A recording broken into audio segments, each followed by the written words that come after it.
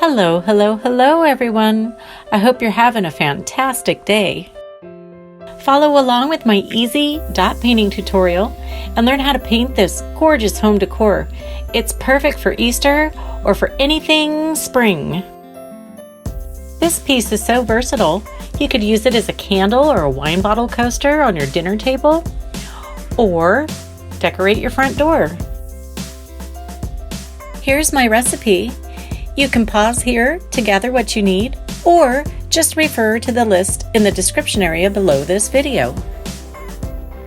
So get all your goodies together and let's go make the magic happen as we paint with a passion. I'm painting on a 6-inch round wood cutout.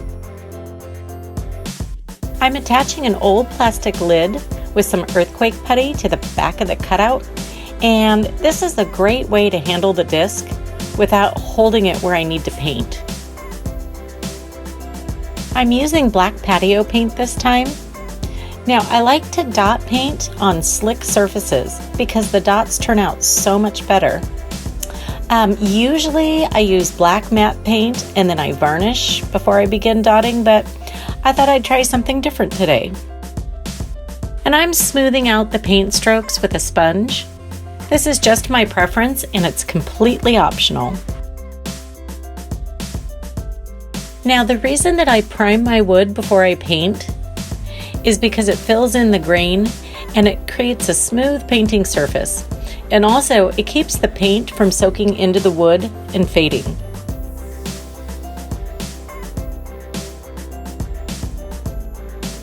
Let's add our markers. Now I highly recommend investing in a set of stencils. They make it super easy to find your center and to make even markers. First, decide how many flowers you want to add, and then trace the evenly spaced stem lines.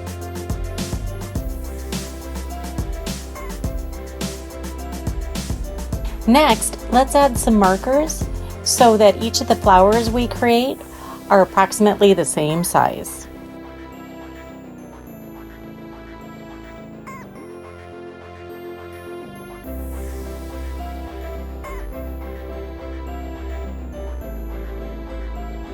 Now, let's draw on our flowers. Draw a squiggly line. Now connect the ends of the squiggly line with a long U.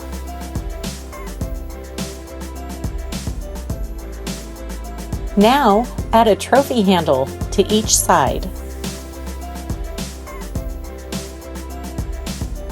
Then, add a squiggly line from one handle down to the center of the first squiggly line. Then add another squiggly line from the last line you just drew and connect it to the other handle. And now let's repeat this for each of the flowers.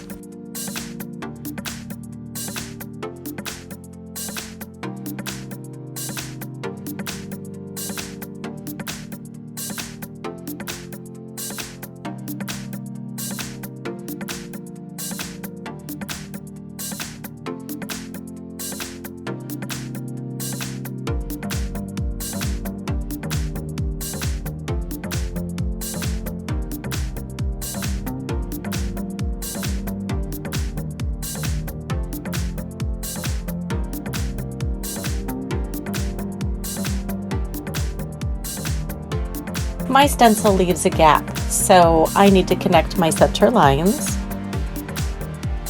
We're going to use these center lines as a guide to create the stems and the leaves.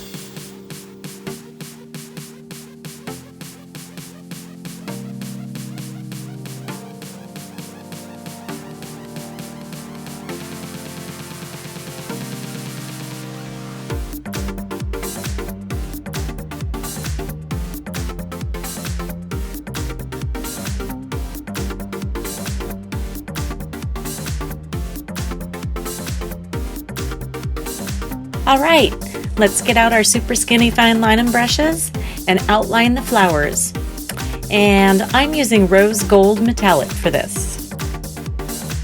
I put a link in the description area if you'd like to make your own super skinny brush. It's really easy, and it's better than any brush that I've come across in the stores. I've made multiple skinny brushes, and they vary in thickness. And the one I'm using for the flowers has hardly any bristles, and it makes super duper skinny outlines.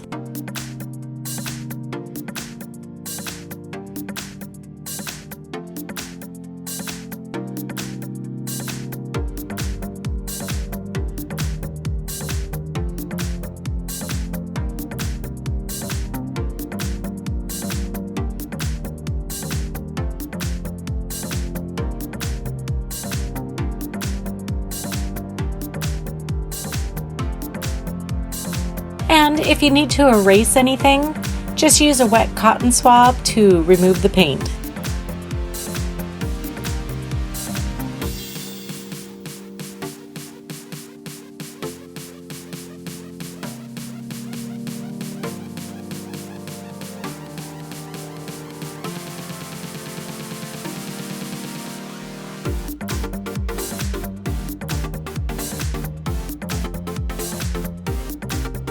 Now, let's paint on the stems and the leaves. I'm using forest green for this, and I'm also using a thicker, curved, skinny brush. And this makes painting the curved lines so much easier.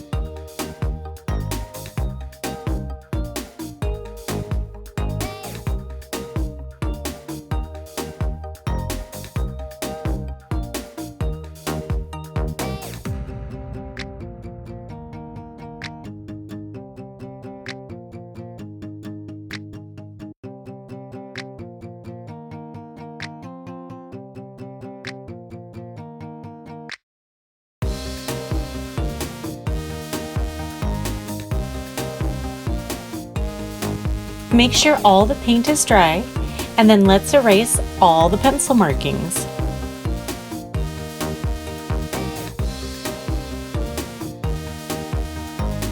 If we have any pencil lines that just refuse to be erased, we'll touch those up with some paint later on.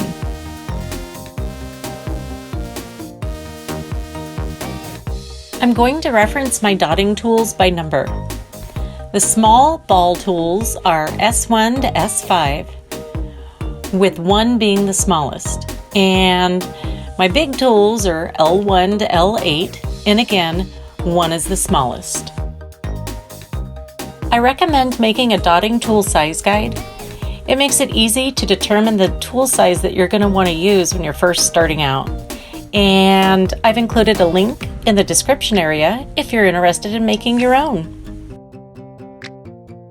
We're going to dot paint our flowers using 3 colors. And I consider this an ombre dot painting because we're going to dot tones of color that shade into each other. Using the S3 dotting tool, let's begin filling in each flower about 1/3 of the way up with our darkest color. And I chose purple Pizzazz for this.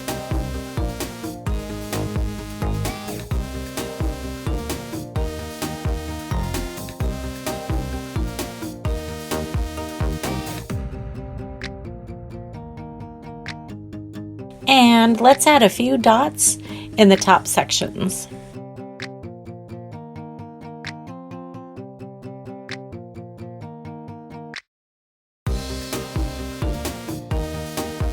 Make sure to use small amounts of fresh paint, and also keep a rag handy so you can wipe off your tool when the paint starts to get gummy.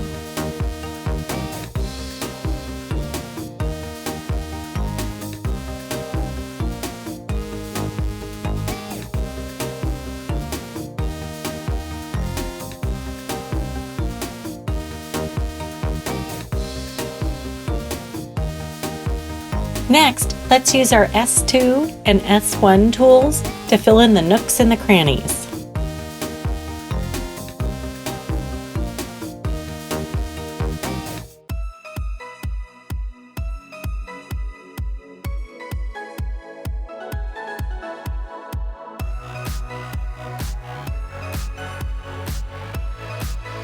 Alright, let's do it again, but this time let's use a lighter color.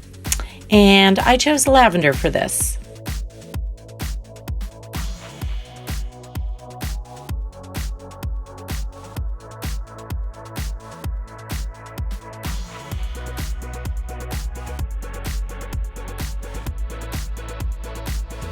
When we add the second color, we need to blend in the dots where they transition by overlapping a few of the dots of the new color in between some of the dots of the last color.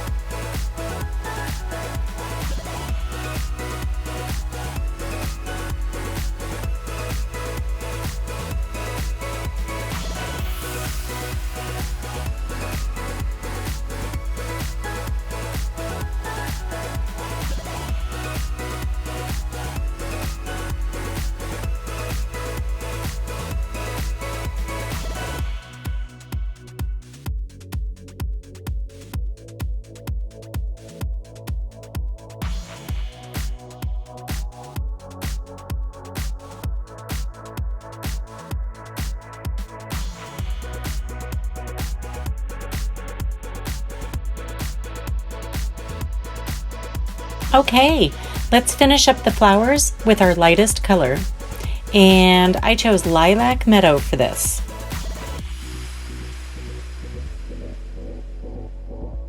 And again, make sure to blend the color transition by overlapping a few dots over the last color.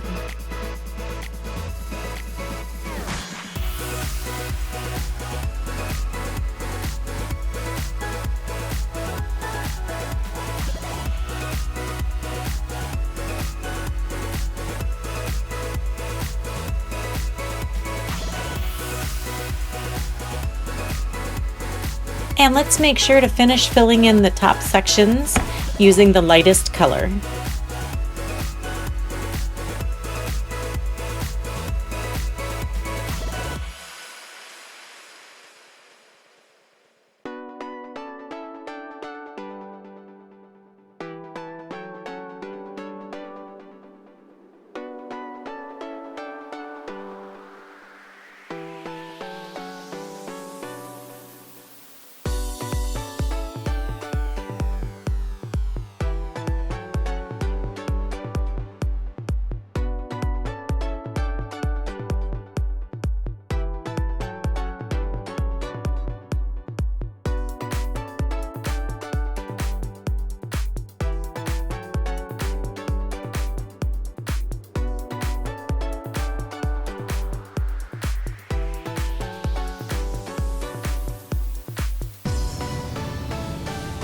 I ended up with a few chalk lines that just refused to be erased, so I'm going to touch that up with a little black paint.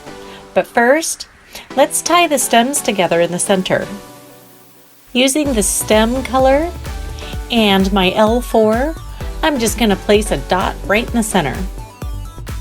When you're dotting with large flat tools, try not to press the tool against the canvas, because that can leave a sort of gap without any paint on it when you lift off.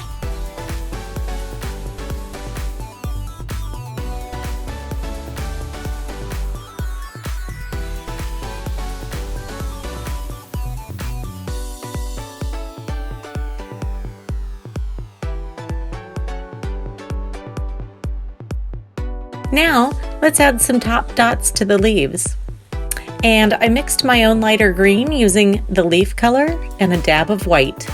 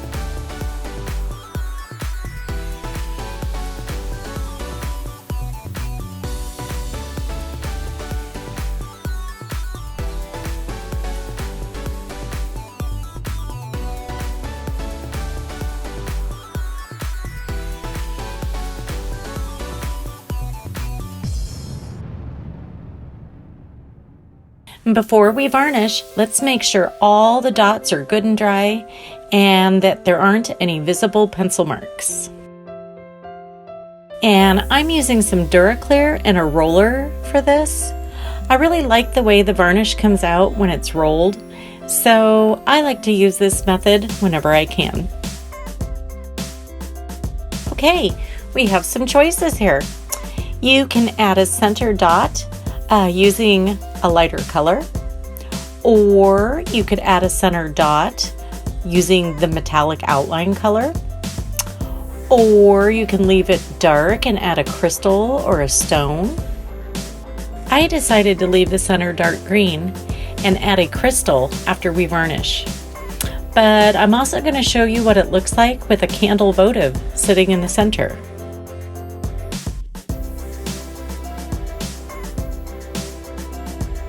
Wow, how beautiful is our tulip mandala?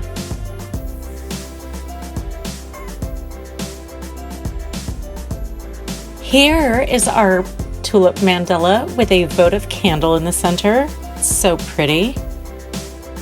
And here is our tulip mandala with a crystal in the center. Absolutely gorgeous.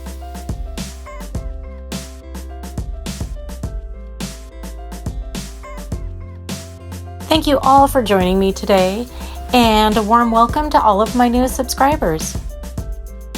I hope you enjoyed this video, and I look forward to seeing you next time to Paint with a Passion. Please remember to like, share, and subscribe if you haven't already.